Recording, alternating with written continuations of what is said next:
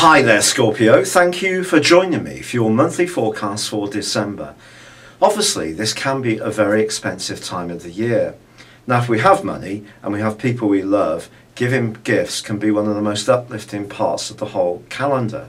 But if money is a bit tighter, then it can become quite a big concern. And this month begins with the Sun and Saturn combined in your sector of resources.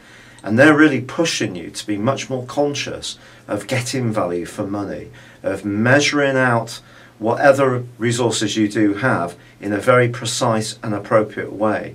Squandering cash, particularly with a square to Neptune, still very potent, one which went on, if you remember, for much of November and peaked as November came to a close. Well, that's very strong towards both Saturn and the Sun as this month begins. So there could be a little bit of confusion. You may even put yourself under a big guilt trip if you feel you can't splash out the cash in the way that you would like on loved ones. Try to avoid this trap. It's not going to be very good for your soul.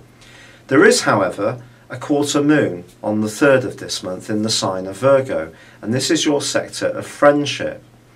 Now, I think it's possible that you could be asked out, obviously at this time of year, lots of gatherings, seasonal and festive celebrations, and end up in a situation with people that perhaps you've known for some while, but then suddenly, when you're with them, it may not seem to chime quite as easily as you would like, especially with people who perhaps you don't see so frequently and don't have similar values to.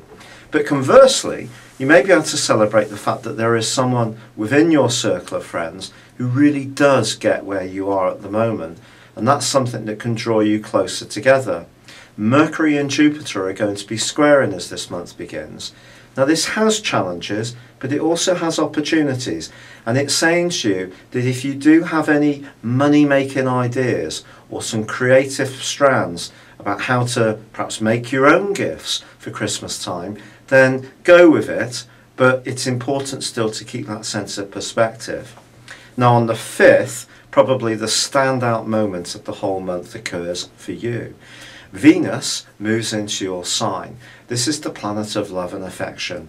If there has been some sadnesses, or you've been reflecting on past relationships, or just how you link with others in the last 3 or 4 weeks, now you're going to be feeling much more positive.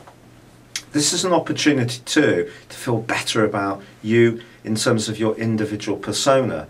But don't be surprised if you do give yourself some kind of glamorous makeover that is just in time for Christmas and gives you an extra boost of confidence. But there is, on the 10th, the transfer of Mercury from Sagittarius into Capricorn, and this is very good for you as well. It's going to make your mind think that much quicker.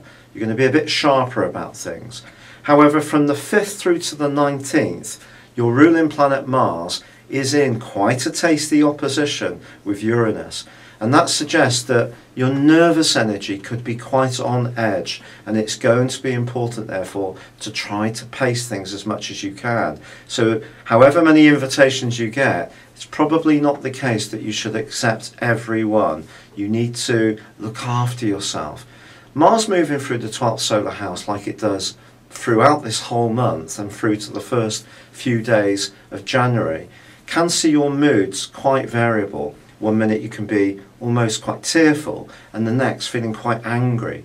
And if you do find old memories are continuing to process through your consciousness, rather than sweeping them under the carpet, it's important to really look at what happened and look at it with your current perspective and try to understand who you were in that previous experience, or who the people were that you were dealing with. And it will give you a greater sense of understanding and also the potential for some internal healing.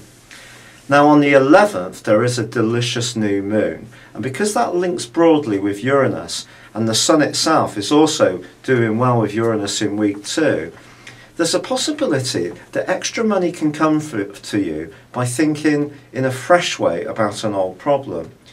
For example, in terms of work, even if you've got past skills, don't feel that these can't be applied in a new or different way in the here and now, because they could be. It just may require a little bit of enlightened thinking, and a eureka moment could follow in the 2 or 3 weeks from the 11th.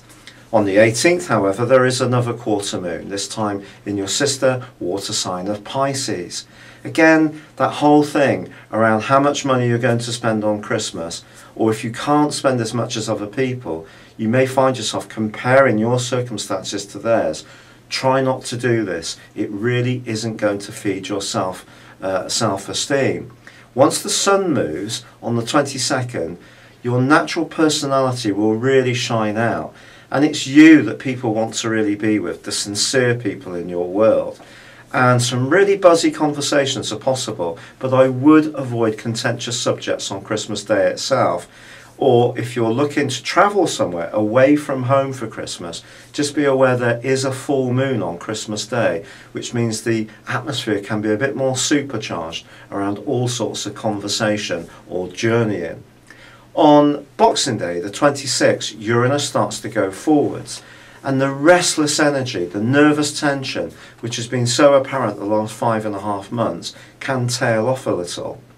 On the 30th, Venus moves into a new zone, moving from your sign into Sagittarius.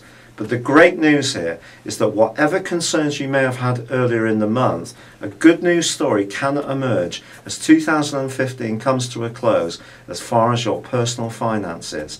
Someone may be very generous to you, you could have a stroke of fortune, or you could just look at your life in a much different way and just think, hey, I'm enriched in lots of ways that perhaps I hadn't seen earlier in the month.